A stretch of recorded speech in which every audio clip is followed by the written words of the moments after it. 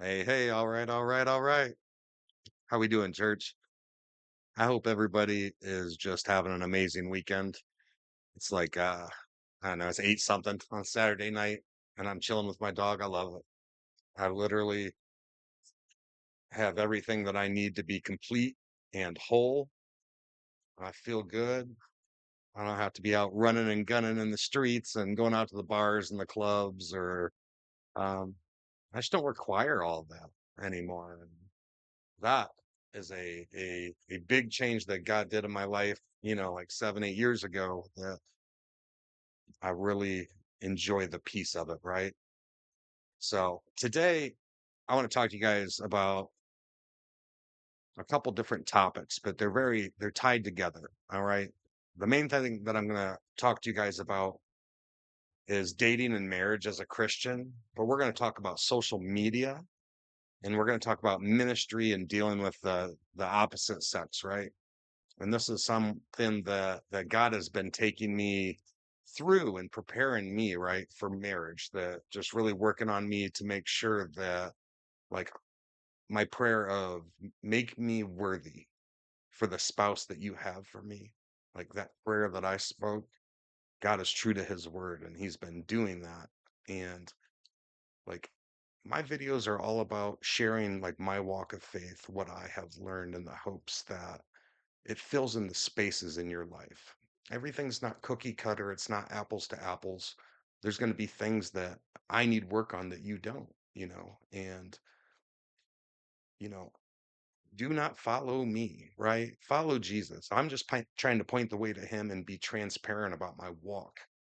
The good, the bad, the ugly, the whole thing, right? God really put it on my heart to just be a living testimony.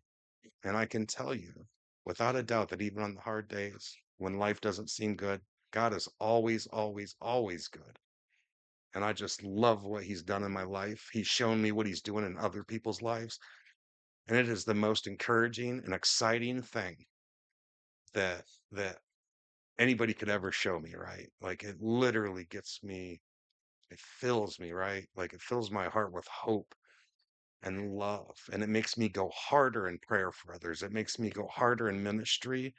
It makes me love people that are unlovable to other people. It really is just a supernatural in the spirit thing. And it just takes time with God. And I want that for everybody. You know, there was a point in my life that I thought I'd never be whole, right? I'd never be healed, that I was so insecure about myself that I couldn't step out of that, right? And God does that in your life to inspire you to go help others get it for them. All right. So I want you farther than I am. You know what I mean? Like, I want you to get all the way to the foot of the cross, you know, your hands around Jesus' feet, forehead touching his shin, sobbing in gratitude for what Jesus has done in your life. And I'm just a small part, like, just like you're a small part in somebody else's life that does it. It takes a village to raise a family full of Christians, right? So that was a long introduction. Wow. All right. I apologize. So, all right. If you're a single Christian, right, there, we cannot do what other people do, right? So, dating is hot garbage. The modern dating phenomenon started around the 1920s, right? And before that, it was courtship. And courtship was so much better because A, you had the wisdom of your family, your mother and father, in helping you choose somebody that doesn't just look attractive, that doesn't just embody what you want as a 20-year-old or 18-year-old or a 25-year-old, but somebody that's got staying power, longevity, chemistry, right? Compatibility for the long term. Okay. Modern dating, people date who they want, might make them wait a year to meet their family. You know what I mean? It is really standardless, right? Uh, what date do we kiss on? When is holding hands appropriately? When is having sex appropriately? As Christians, we don't have to worry about that. God has already figured it out. What we must do is just comply. All right. We need to surrender to his will, even though we're going to have some desires that counter that. All right. And that's normal. Like we see sex um, on the television and magazines all around us. Our friends are having sex. I mean, we are inundated with sex, right? So it has become so commonplace that what the Bible says about it seems to be no longer relevant in society. So as Christians, we have a standard, all right? Anything other than sex between a husband and wife is a sin. That's it. It's a sin. Okay. So if you're not married and you're having sex, it's a sin. It's black and white. Are you going to go to hell for it? No. Okay. But it is a sin, and sin causes corruption in your life and in your body.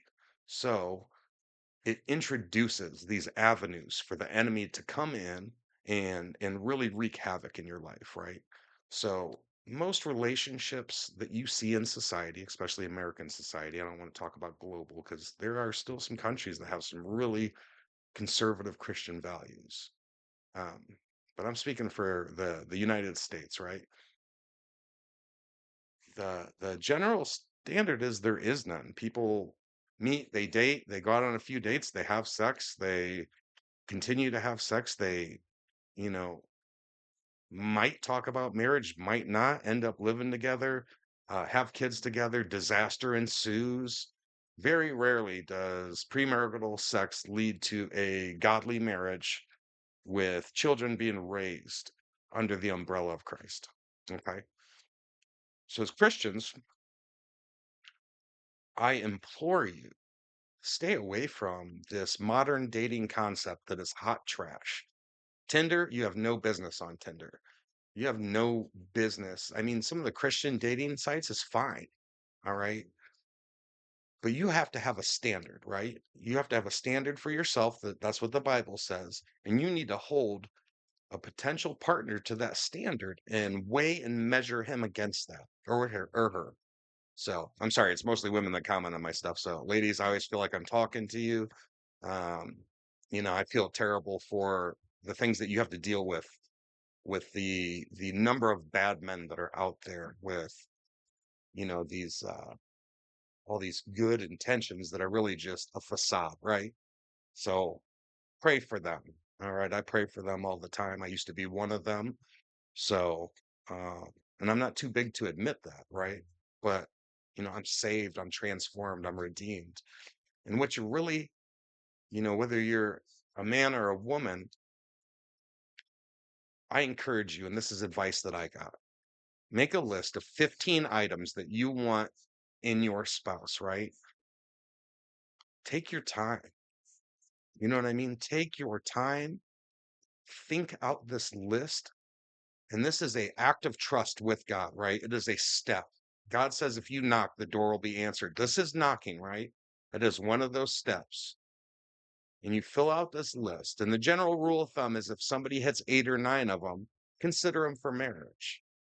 I got to testify, like, I did not take this advice, even though I got it from like 3 or 4 people, until finally my good friend Matthew's wife, Maya, during a meal in Texas, asked me if I had made this list because we were talking about, my future spouse is coming up quick and, which God had told me already. So I knew. And, I told her, I was like, I told God, I trust you. Give me who you got for me. Right. And she said, no, no, no, no, no. You can't do that. She said, this is for you to sit down, put thought into it. You have this list, and now you have this list to redirect when you meet somebody to weigh and measure them to it, right? This list is for between you and God, all right? And God will guide you while you're making this list. So I made this list, and I can tell you, like, I met my person. She smacked 14 out of 15. God had led her to make a list 2 years ago. I smacked like 14 out of 15 on hers. You know, I'm not going to get too far into it because there'll be a broader testimony there in the future.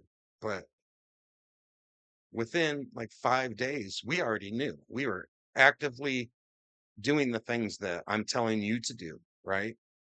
And we don't, neither one of us believed in dating. We are seeking a spouse, a kingdom spouse that's rooted and submitted to Christ. Not perfect. We both got stuff to work on, right? And we're taking that time and let God perfect his will in our lives and prepare us for, the blessing of a union down the road. So I just had to take a second and testify about that. God always stretches my ministry and my lessons into like what I'm going through.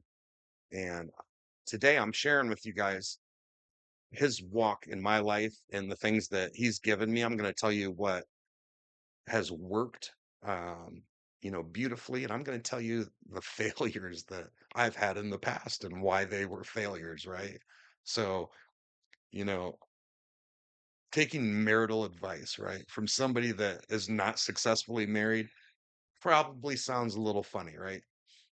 But let me tell you what, like, I figure I probably know every way that doesn't work. So we've really cornered down into uh the realm of, hey, this is what God showed me. That don't do this, try this. So I want you to approach, if you're a Christian, I want you to make your list. Okay. I want you to have a conversation with God and tell him, I have made this list, Lord. I ask that when I am ready, that you give me the person made for me.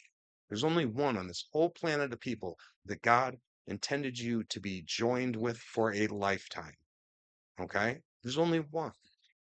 All right. And it's going to take God to bring you two into the same zip code, the same city, the same room, and make that introduction, right? So you need to have this conversation after this list and say, God, this is my first step. And I need I need you to prepare me and introduce me to this person and tell him that you will submit to what he gives you to do, even if it doesn't seem, even if it doesn't make sense, right? Uh, God impressed upon me the importance of celibacy after, I separated and started going through my divorce in preparation for a spouse, right? And it's like, I already have a bunch of kids. I've been married twice. Clearly I'm not a virgin. So to me, and this is carnal thinking, right? This is thinking in the world. I'm just being very transparent and clear. For me, I'm just like, what's the point, right? The point is there is a level of respect there. There's preparation. And what it really taught me was to control impulses, urges, and really not just do things God's way and put him first, but to temper down any ability that the enemy has to enter my life through like lustful thinking. And let me tell you what, there's clarity there, right? There is. When it's not an option and you're not going to do it till marriage and you have already decided that, you see people differently. Your values align with God's values. You're looking for longevity, right? You're looking for a marriage. You're not just looking for a wife or a husband. I seen this video today and she said something so amazing about how people just have, yeah, you got marriage, you got a marriage license. You know what I mean?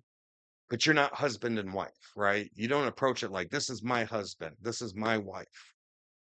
So this period of celibacy, whether you've already had kids, whether you're a virgin or not, I imagine most of you aren't. Me neither. No judgment. This celibacy season is important. All right. You're not saving your purity or virginity for your future spouse. You are preparing yourself for them and allowing God to restore your purity in your spirit for them. All right. So, in this period of time, all those comparisons that you would make of lovers in the past fall off. All right.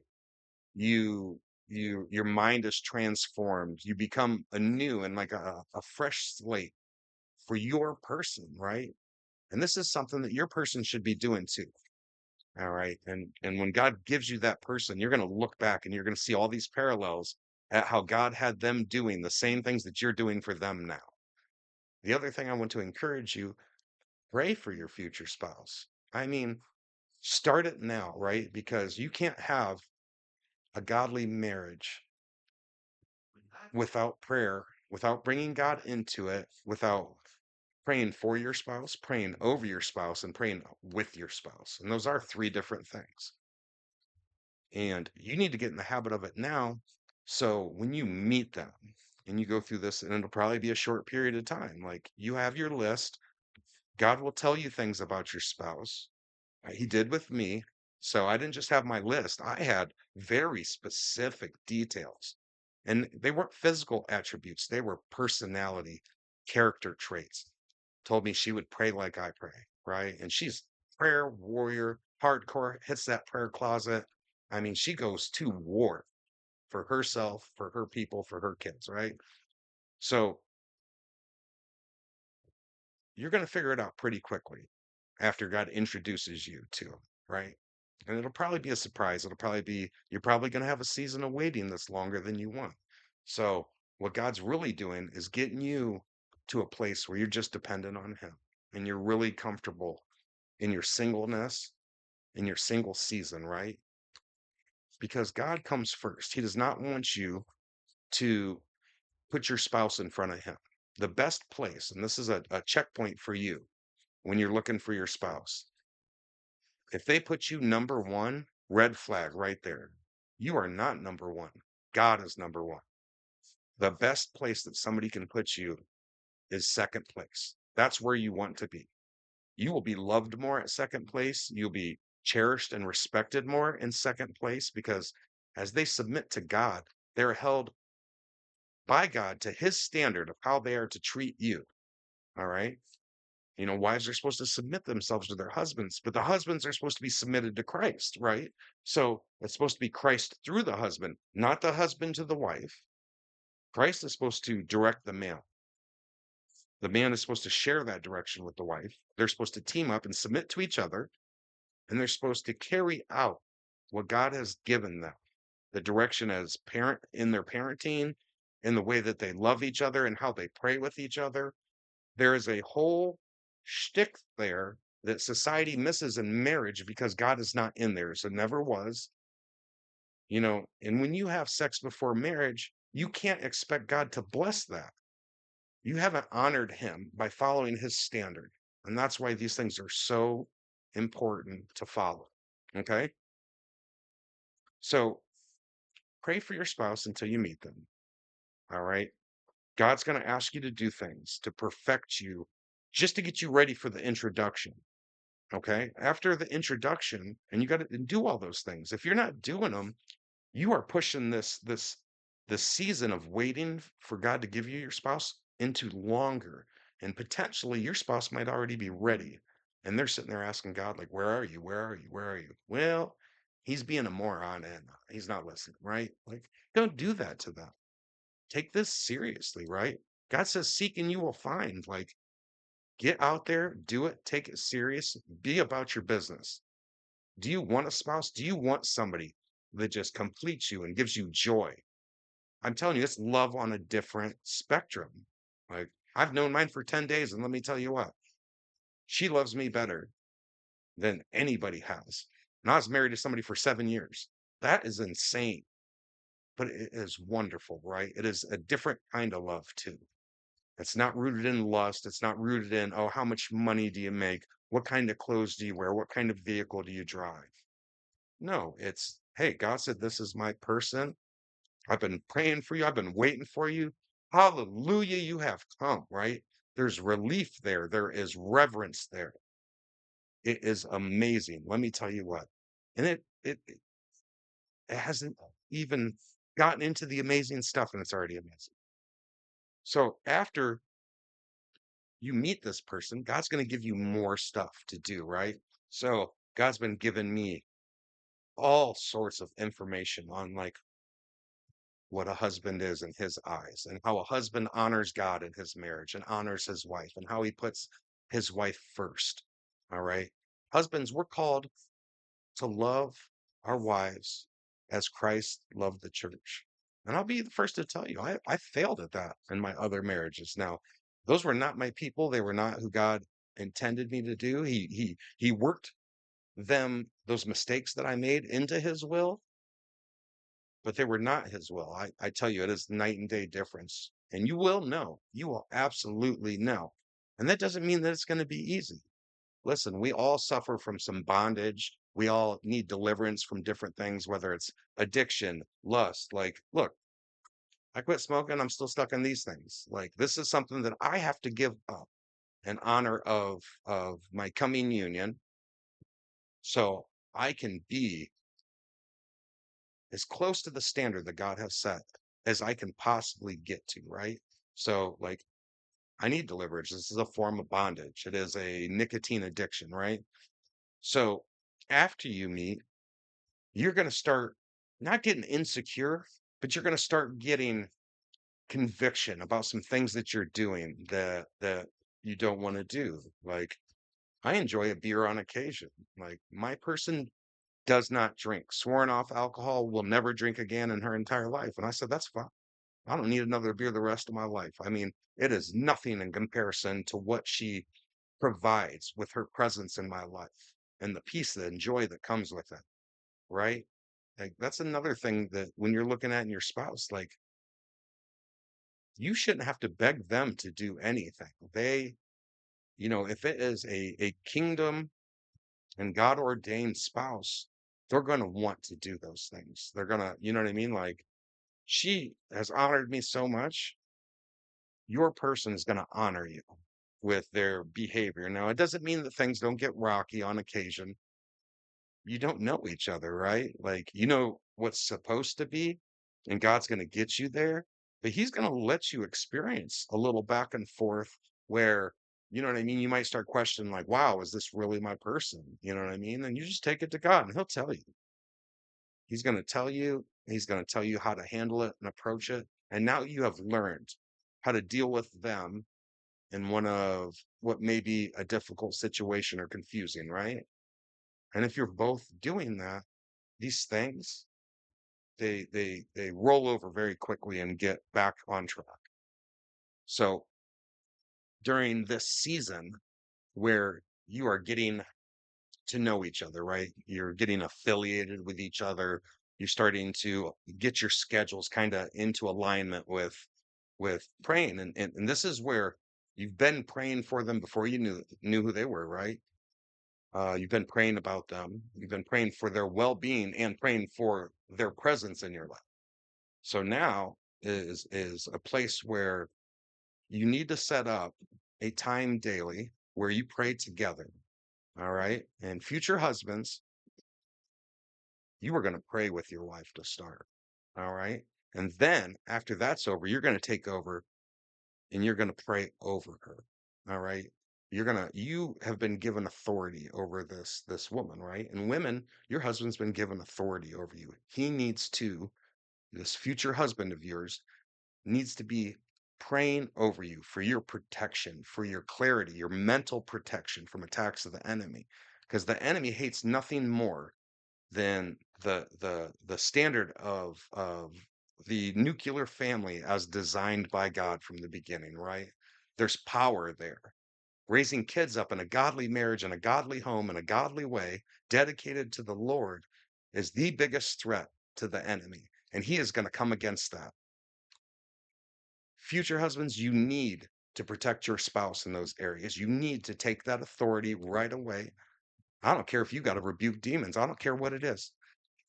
That is your responsibility. And during this period of time, God's going to give you both an extra measure of grace for each other. So you can kind of bumble around. I'm kind of an idiot. I really am. And I do some clumsy things. But fortunately, my person has had some grace and allowed, and I'm very quick to admit faults and apologize and then fix it, right? You have to be the same way. All right. This is where trust and true intimacy develops, right? Before physical intimacy. And let me tell you what, being in a relationship where there's trust, even if things get rocky, it is so much easier. I don't worry about nothing. Enemy will get in my head, tell me a bunch of stuff, and I just look at him like, I know the opposite of everything that you just said is true. So thank you for telling me what a great marriage I'm gonna have. Thank you for telling me how much she loves me. You know, God will give you the supernatural ability, but you have to exercise your authority. And future wives, the same thing over your husband. You got to cover him in protection. You got to pray for his mental state, right?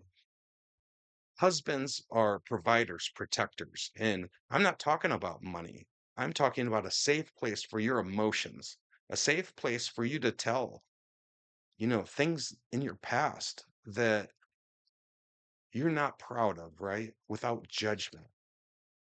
This whole beginning, right? These first couple months this of orientation between you two is a time where you really need to get the nuts and bolts about your past out, mistakes you've made, traumas, right? Like, me and my person are great at like sharing like defects and like, hey, I've had trust issues because this person did this, or and like so now she knows how to pray for me. I know how to pray for her. It's open. There's no shame. There's no condemnation. There's no judgment. It is us, right? It's got to be a we attitude at this point, like us versus the world. And you got to go into prayer hard for each other and cover each other. Okay. In this time, like I said, your schedules are going to align. You're making up time for prayer, but you also need to have time for intimate conversation, right? Some playful banter. So, you know, I had told mine that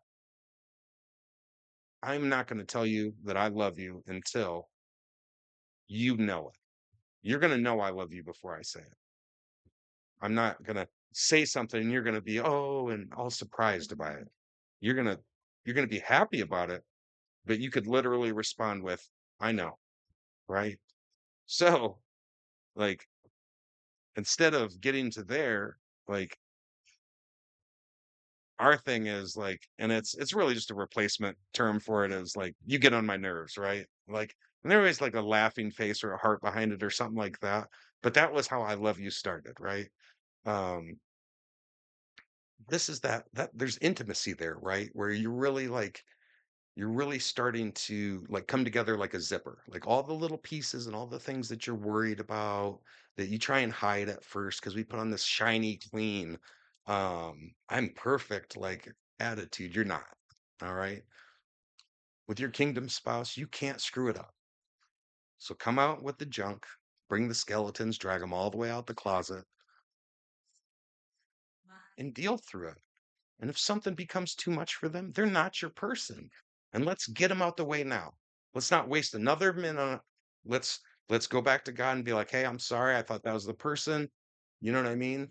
Uh, you know, maybe they are. Maybe it's just you guys need a little break apart to really see the value of the other person where you don't care about something that happened in their past.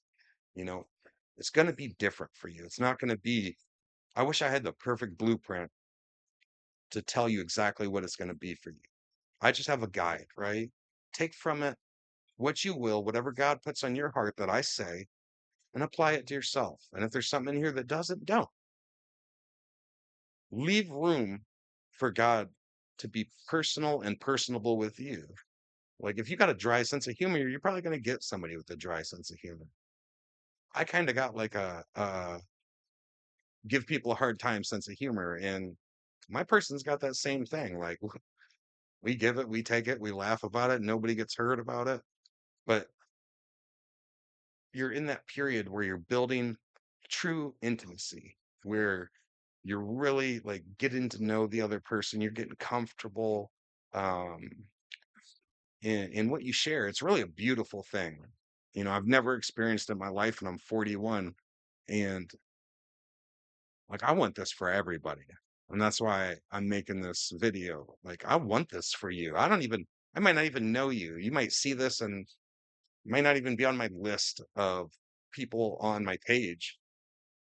but I still want that for you. I still love you to that degree, and I may never know your name and we may never share a meal, but you deserve this. And I want you to learn from not just what God's teaching me, but the mistakes of my past too. And I promise you, if you have to decide right now that you're going to do this God's way, not your way. If your way worked, you'd be happily married right now. And that's the truth. And that's why I was never happily married. I am grateful that at 41, God still had my person for me and didn't write me off and say, you know what, I'm going to give this jewel to somebody else that deserves her more than you do. And He has somebody for you. Okay. And that's where I'm at in the process, and when God says there's some things in my life that need cleaned up, there's some distant issues and all these things God has promised a victory and a solution to before I even met my person, right? So they're coming. I don't have to worry about that. I'm just enjoying this period. This is a period for us to enjoy as we build this trust and intimacy with this other person. So that way, when you do get to that altar, right? Uh, and you do say your I do's, like there's nothing to figure out after that. You know this person, the good, bad, the ugly. You choose them anyways. They trust you. They know that you choose them despite that. Sorry, my dog's barking. But and you have a good start, right? It's all about getting you on the best footing for a good start. And that's when sex happens. All right. After the I do's, you go off and your whole life is opened up. You got that person, and God will bless it. All right. Haven't been there yet. I'm just telling you what He has told me.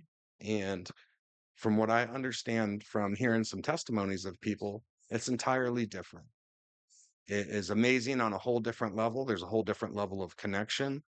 And one of the women that I seen her testimony about it, she actually said that she wished she would have never kissed her husband because everything that they waited to do, she said God blessed, and everything that they had already done was just kind of, it was still better than normal because it was their kingdom spouse, but it didn't have that same feeling of blessed on there. So be patient, control yourselves, control your bodies. We all want what we want. We're built that way. But God gave us a standard, right? He gave us instructions on how to do this for our maximum peace, joy, pleasure, the whole nine. And I want everything that God's got for me. I want you to have everything that God's got for you. So now we're going to move on to social media and ministry with the opposite sex. So social media is not dating. Social media, like I remember the Chappelle show skit where if the internet was a place and it was this filthy street alley that sex, drugs, blah, blah, blah, you know what I mean? Drug addicts, like all coming up. And he just like, you could tell he felt disgusting in the skit, you know, that's what social media is like, right?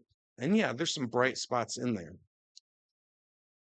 but you, if you want to meet your person and you want them to take you seriously, and you got all these posts, and there's a million men or a million women on there, like, oh, you're so beautiful, you're so sexy, you're so hot. Oh, oh, thanks for messaging me yesterday. Like, they're going to look at you and be like, and they're going to think that you need all this attention for validation,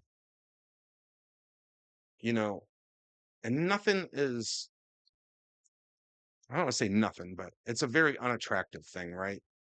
And I'm not judging anybody. If that's what you're doing, like, listen, I've done it too.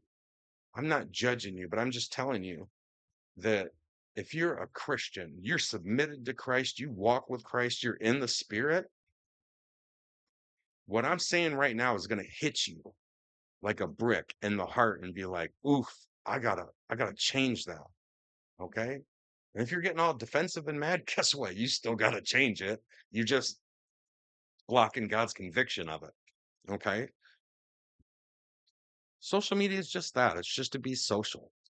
One of the things on my list was I needed her to be classy, to have some class, some dignity, some self-respect. And this woman doesn't even wear shorts because she will not expose her skin in that way. She does not want that negative attention. She does not want to be a walking billboard for sex that attracts perverts and people that have all these bad intentions, right? She was doing her part to find her spouse. And this goes for men too. Oh, it's just a gym pic, bro. You're wearing a tank top and you're ripped and you're stacked and you got a million women. Heart, heart, heart, heart. Oh, keep up the good work. Blah, blah, blah, blah, blah. Stop chasing that attention. Your validation is in Christ. That is who validates you. That is who gives you all of the security that you need. You have these people that are building up your ego and your self-esteem. And when you meet your spouse, there's going to be this big vacuum. And now you're going to put all this pressure on them for all this validation from a million directions. They can't do it. Nobody can. All right. And you're going to stumble and have a bunch of issues and you're going to feel insecure. And you're going to want to go back to that because your safety and security is in these people, constantly liking your stuff and complimenting you. All right. Have some class. All right. That stuff is for your spouse. After you get married, that's going to be inappropriate too. The last thing I want is my spouse posting gym pics in, you know, yoga pants and tank tops that show her stomach and all that stuff because I already know what bad men do. And even if they don't compliment, I don't want people thinking of my person in that manner. All right. Not because I'm insecure, not because I'm a jealous person, but because that is mine. That is my territory. And I am protective of what is mine. Also, I am protective of my person's honor, right? And, you know, I will tell my person if they do something questionable, like, hey, I think you're gonna get the wrong type of attention from this. I'm not telling you you have to do what I'm saying. I'm just saying I think you're getting some attention from this and you'd probably have better results otherwise. Like it's lovingly. I have a level of trust with my person and she gets inundated with guys and inappropriate messages.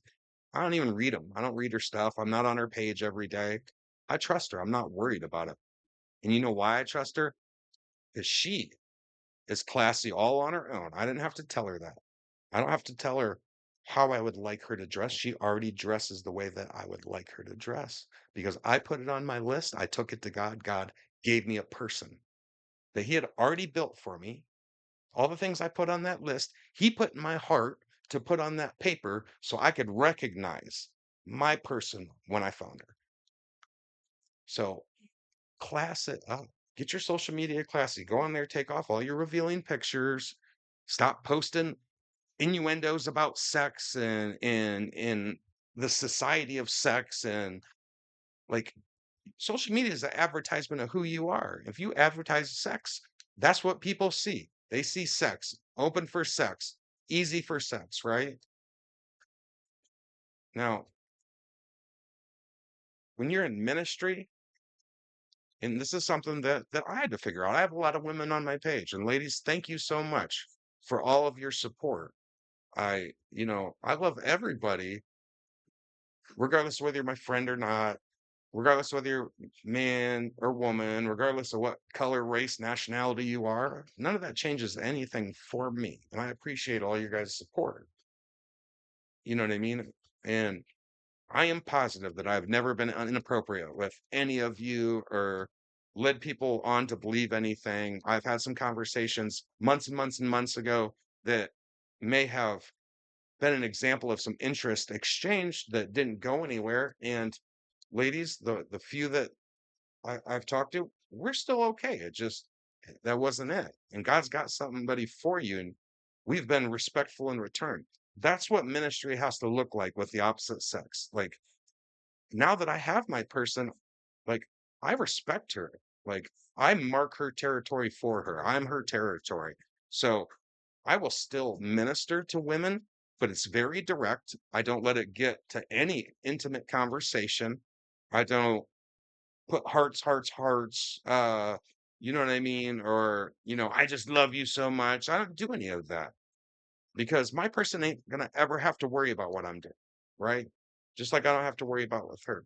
And this is something that you need to, the same thing, right? Like, listen, you got cousins, sisters, brothers for women, or whatever it is. Like, there's already a relationship there. It's very explainable. But when you got 20 different people on each post, every post, and your heart and everything, and you know what I mean? Like, you know, I just started putting sister in there, and my person started responding to men and putting brother in there. There is an indication of, a boundary in that relationship. And, she's been candid that she's found her person. That's how it should be. And whether you run a church, whether your ministry is out in the public, whether it's isolated to social media right now, whatever it is, if you're looking for that kingdom spouse, you need to embody that, right? Like, I didn't meet my person with like, hey, what's up? What you doing? I was not the one that initiated contact. So men, you will not have to chase your person down. I had thought about it. There was interest there. And I just told God, like, I'm not going to be like every other thirsty dude and hit her inbox. I was like, so you're either going to have to tell me to message her and what to say, or you're going to have to tell her to message me. And she messaged me. And that was one of her things on her list that, you know, I didn't come at it like that. And it was about ministry. It wasn't about that. And, after some time, we seen those points, right? And listen, like I told you, I'm not an idiot. I'm a smart man, but I'm a clumsy person, right? And these things are what God gave me, right? In preparation for my person to make me into that person on her list. I was already 10 or 12 of them, right? But there's a couple in there that he's really put in me these last like 18 months. And I haven't had this conversation with her about hers, but I bet you it's the same for her. Carry yourself in a respectable and honorable way when you're in ministry. All right. When you're married, there's just a hard cut there, right? Like, I tell you what, if any women approach me with personal stuff or whatever, if they just ask for prayer, I got you. I'll pray for you. But if it tries to become a conversation, I'm going to direct you to her because she is great. She does ministry. She ministers to people. And you want to know what, ladies? She can minister to you better than I can, anyways, because you guys are the same gender. You guys have similar viewpoints and probably more of a shared history than I would with you. And if anybody tries to take it past that or doesn't want to go there, I know their intentions weren't good to begin with. And I know I can just kind of check off that list, not as like this hard check, but in respect and just, you know what I mean? Like, in respect for my person. Like, I want what God promised me. And I asked to be a good husband. I'm going to be honest with you. I prayed to be the best husband ever. So, fellas, if that's you, you pray like that, that's what you want. Look, you got some competition, brother. I'm just telling you. So, may the best man win. But hey, number two in the world at something is still pretty awesome. So, don't worry when I beat you. Same thing for you, ladies. Pray to be the best wife and let God prepare you. I had a whole season of isolation, and it wasn't just being single and celibate. It was God pulled friends out of my life that just weren't good influences, right? That lifetime singlers, pulled secular people out, this whole thing.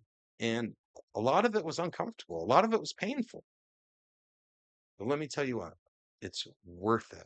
It is so worth it. I can testify that to you right now. It is beyond worth it. So whatever God asks you to do, just do it. So I don't pray a lot on my videos, but I'm going to pray for you guys. Somebody that has felt lonely, has felt single, and like, God, where's my person? Please follow this. I promise you, God's got somebody for you. He does. All right. And they're better than you could ever imagine. It's going to be more than you asked for. It's going to be, they won't be perfect, but they will be perfect for you. And you guys will figure out the flaws. You guys really will. So, Father, I just pray that everybody that sees this, that everybody that just has a heart that is built for marriage and wants their person and truly wants a godly marriage, Lord, that you impress upon them a sense of urgency, that you impress upon them a heart that is inclined to learning, to correction, and to change. So that way you can make them perfect before you introduce them to the other person, their counterpart that you have perfected for them, Lord. There is joy and completion in your purpose and our and design for our life, and marriage is part of that. Having kids is part of that, Lord. And there's so much joy in doing it the right way, Lord. Please don't let anybody that hears this message, that wants this in their heart, miss that mark, Lord. Whatever it takes, I tell you all the time, if you got to throw me through that door, throw me through that door. And I pray for everybody that hears this now. If you got to throw them through that door, grab them by the belt and the boot and chuck them through that door, Lord. And I pray that you do all this in your perfect will, in your perfect timing, and you deliver above, beyond measure of what they expect. In the mighty name of Jesus. Amen. Thank you guys. I love you. I hope this just changes somebody's life, man. It has changed mine. I am excited for you. Waiting is for perfection. Okay. And it builds your trust in God, it builds your faith. Do it, do it, do it. Don't wait another day. Make your list today. Get this process started. Let Jesus take the wheel, as they say, and all you have to do is follow him, and he's going to get you where you got to go. And it's going to be better than what you thought. It's going to be so much better than what you thought. You're just going to have to trust me on it. So I love you guys, and till the next time.